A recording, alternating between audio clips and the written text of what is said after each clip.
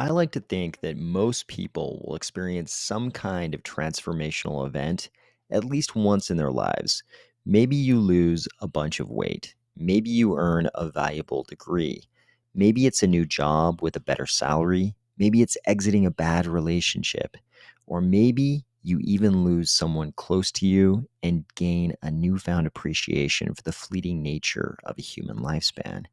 Whatever it is, these kinds of transformative events can bring new opportunities and even a whole new version of you. Communities and movements, even those around technology like blockchains, are no different. I think Cardano is just about to experience just such a new beginning. Ready? Let's go.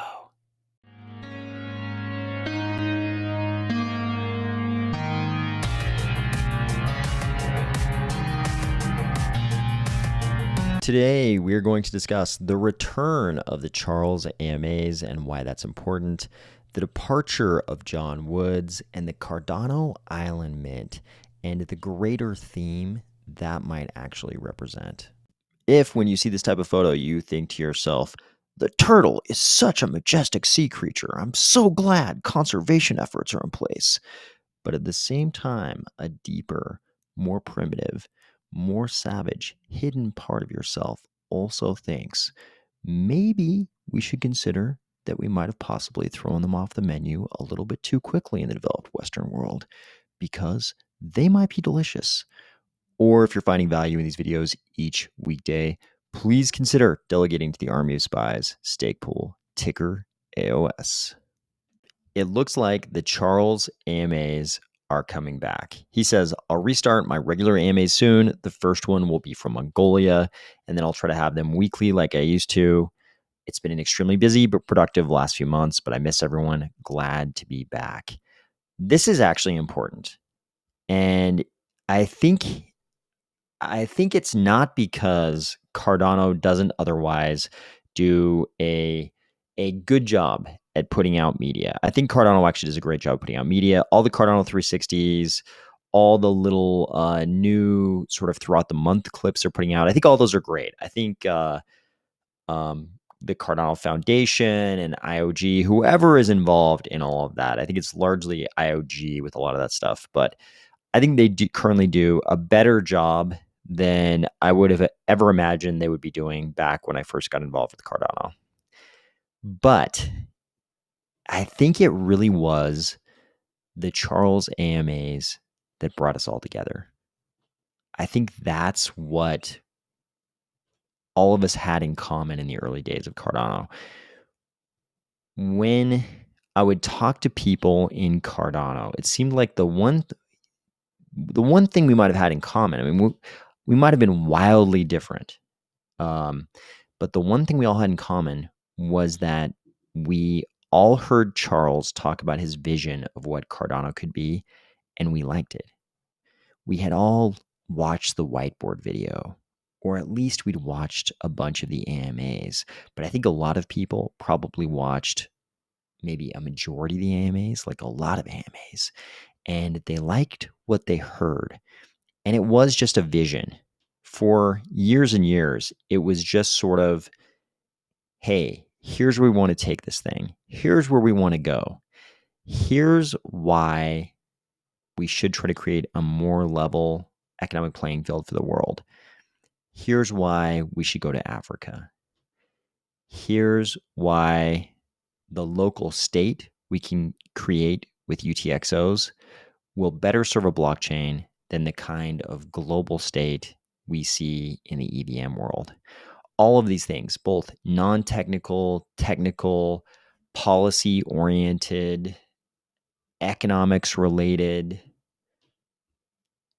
all of these things were the things that brought us together. This idea about how a blockchain might be built that gets back to the original promise of crypto, gets back to the kind of stuff that Satoshi was talking about. I feel like Charles AMAs and the vision that was expressed in those AMAs, that's what really brought us all together. And that's why I think it's important that the AMAs are coming back. I know some people are going to look at this and say, Cardano cannot be about one person.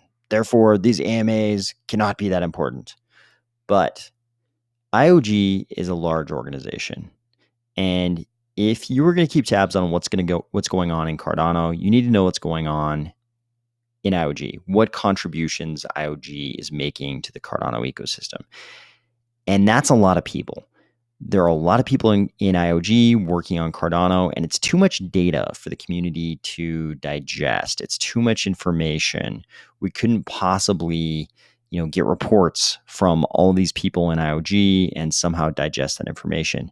Somebody's got to distill that down into some easily digestible package. I think Charles does a great job of that with these AMAs once a week or so. Sure, more technical people would probably like more technical detail. Less technical people would probably like less technical detail.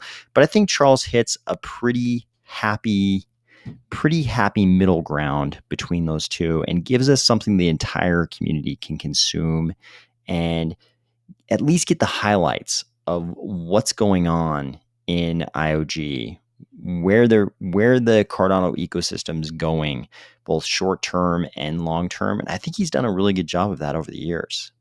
Of course, the number and types of contributors to the underlying Cardano architecture is going to be diversifying with everything that's happening in governance and Voltaire and all of the different initiatives and fundings that will come out of that. There's going to be a lot more and different types of parties contributing to Cardano. And that's going to be a new beginning for us. That's going to be a very different future. And that's a little bit longer term, granted, but even just in the short term with Vossel, we're going to have a lot of different projects kind of taking center stage.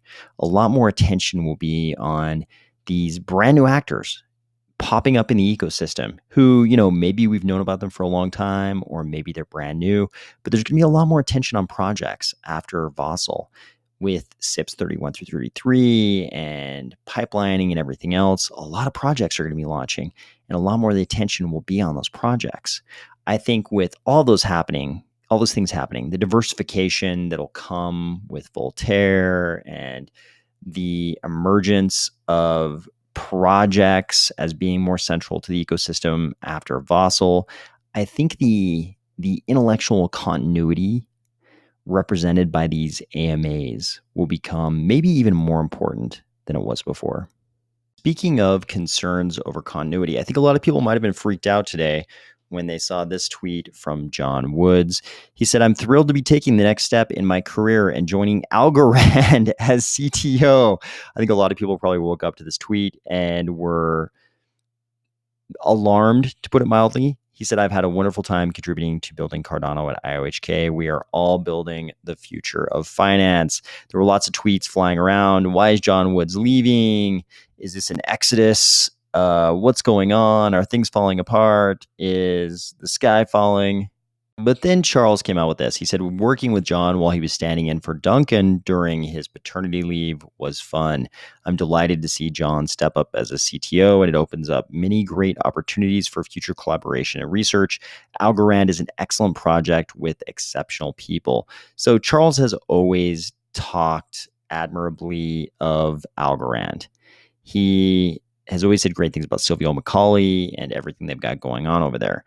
I don't think we realized as a community that John Woods was the replacement for Duncan Coutts while he was on paternity leave.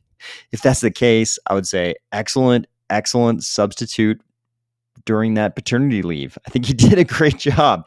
He was really good in the Cardano 360s, taking sort of the base layer parameter changes and other things and breaking them down in a way that almost anybody could understand. He was a very good communicator about these technical topics.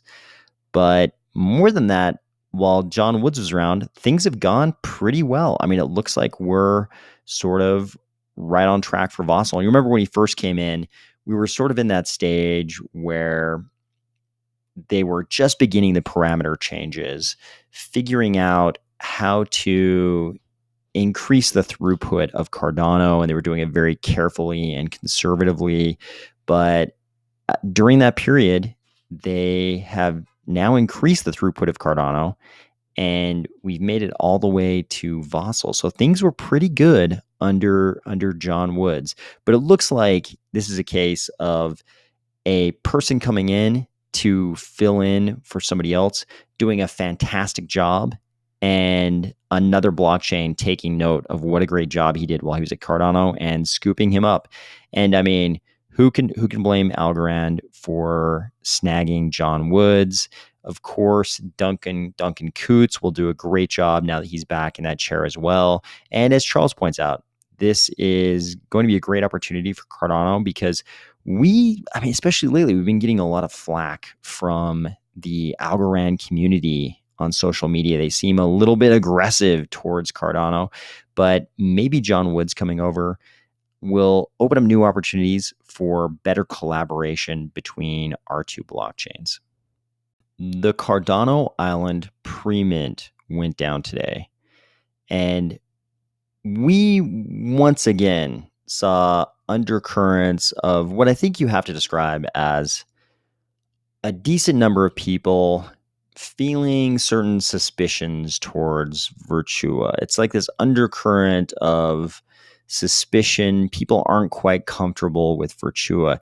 And I think it's because Virtua sort of popped up in the Cardano ecosystem out of nowhere, along with the Cardano Summit 2021 NFTs. We hadn't really heard of Virtua before. They didn't seem like they were part of our ecosystem, and all of a sudden they popped up.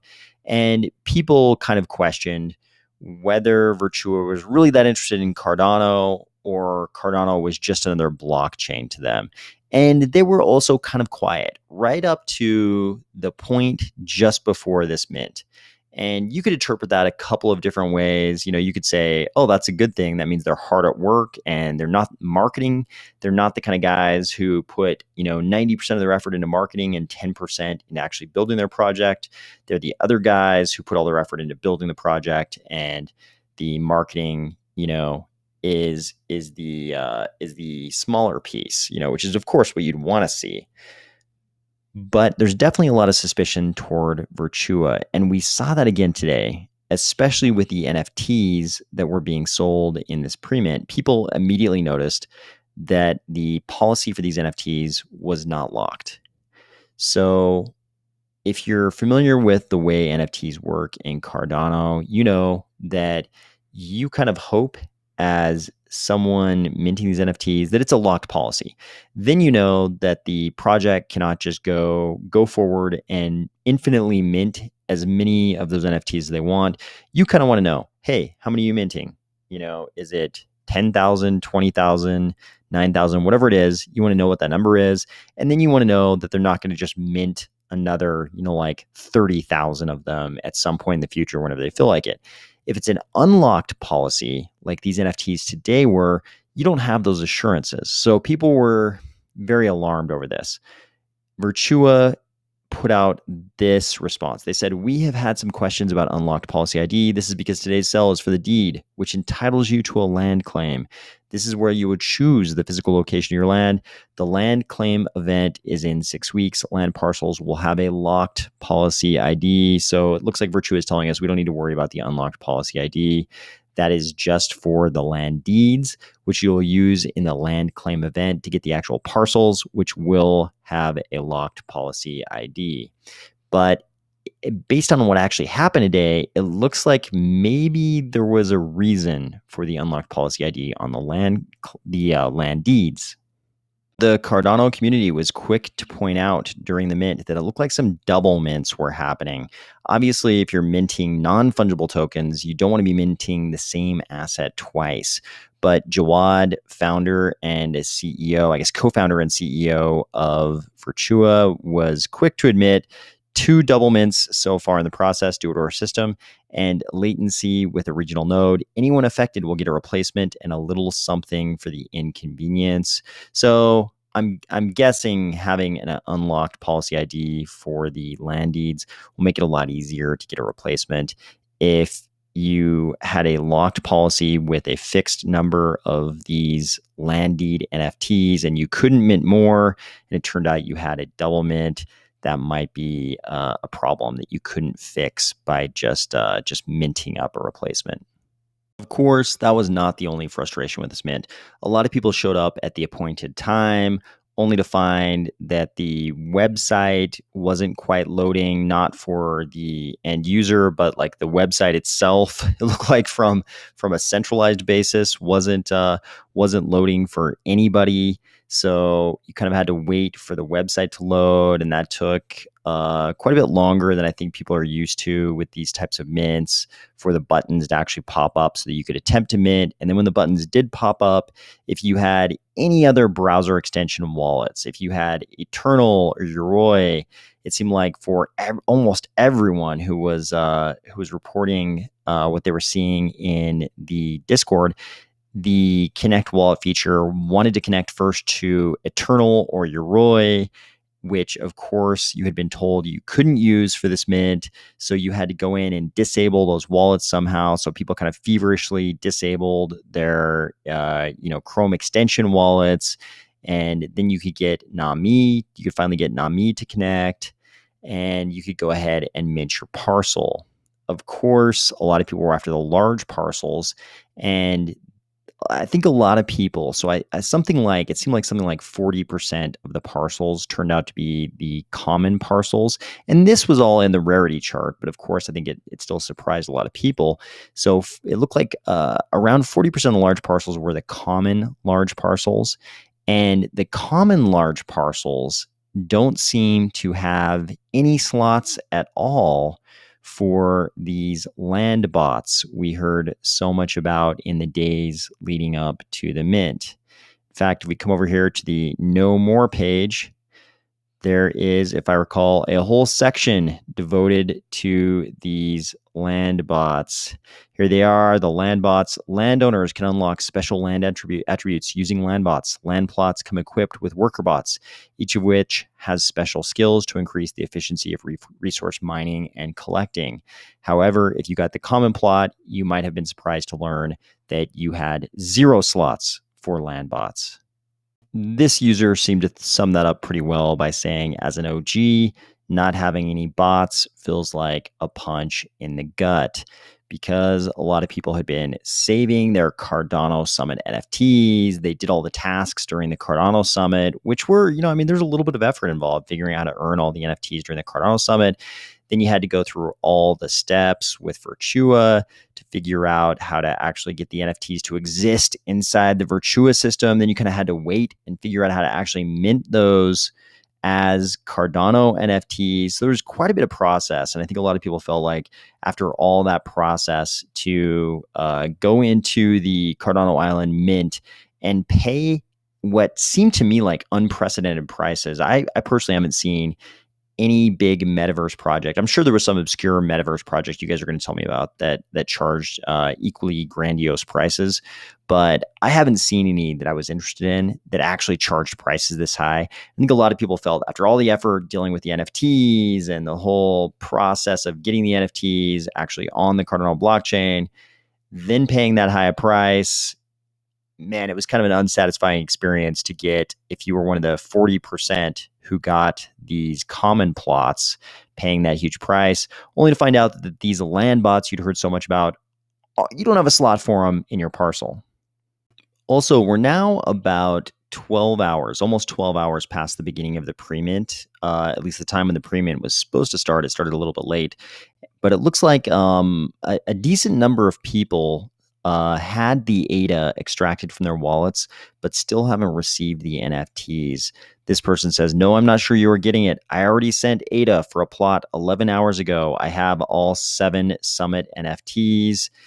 This person says, got this email from support. Hang on, I'm also still waiting, and I minted at 0418 as one of the first. And it looks like this support email says, hi there, every transaction locks the plot data in our system, so there's no chance that someone pays and doesn't get their plot. We have to do manual checks before manual allocation starts for anyone who missed out. Okay, so looks like they're doing certain things manually. That could explain this long delay.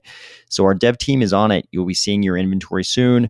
Also, we have reserved inventory for anyone who will miss out, so no one will. I can personally attest that this delay in the NFT delivery is going on, because I minted one almost 12 hours ago now, and they definitely extracted the ADA from my wallet, but I have yet to see any NFT. So I'll probably be joining these posters here in sending some kind of support ticket or something, if that's the best way to actually get my NFT.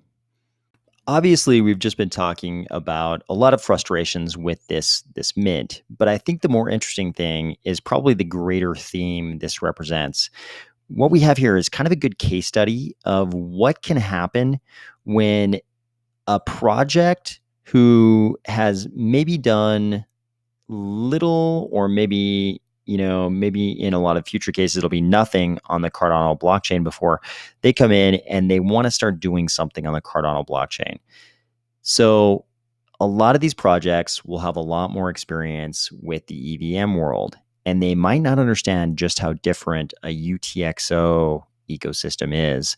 So they're going to come in, and the UTXO world is going to seem like a strange, exotic beast to them. And a lot of the things that seem very commonplace to us are going to be very weird for them. And I think we're going to see a lot of stumbles. I mean, Virtua at least had the experience of having had minted the Cardano Summit NFTs. But going forward, I mean, we want to attract projects from other blockchains to the Cardano mainnet. That's something we actually want. And when they come in, we're going to see a lot of frustrations, probably both on their part and our part as Cardano community members, as we try to use whatever platforms they try to deploy on the Cardano blockchain.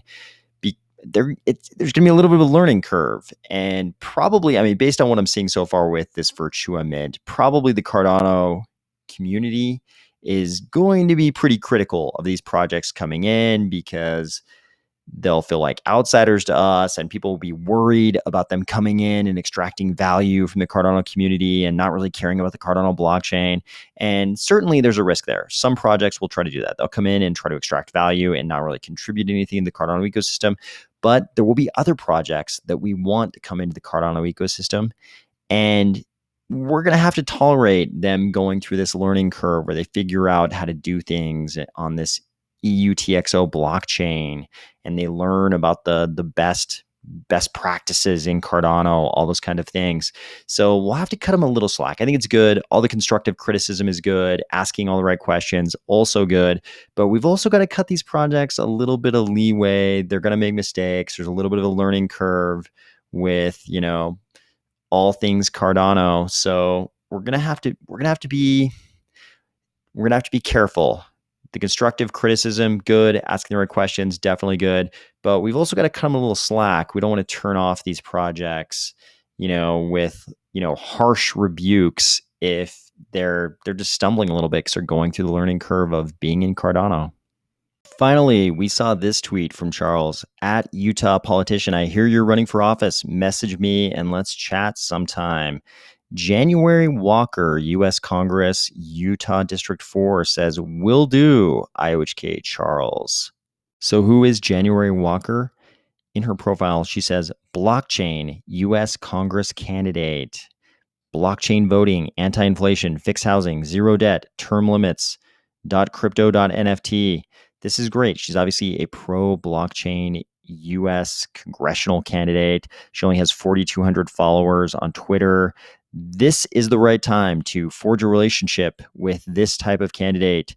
Charles is reaching out to her now because he knows if he can create a relationship with her right now and figure out, what kind of pro-blockchain candidate she is, and perhaps support her in her campaign, that this will be good for all of us. I hope everybody else who is in a similar position to Charles in crypto is thinking about these same kind of things, because I think there is a new crop of politicians coming up who understand crypto and all things blockchain a lot better than the, seemingly 100,000-year-old Congress people we have right now in office. And if the crypto space will support those candidates, the crypto space, including all of its users, is actually a pretty big block of voters and quite a bit of money. And we can probably do a lot of good for ourselves by supporting candidates like this who are pro-blockchain. I hope everybody is about to have another great summer weekend. I think I'm going to get out and do some fun things myself. So hopefully you're going to have a good one, and I will talk to you soon.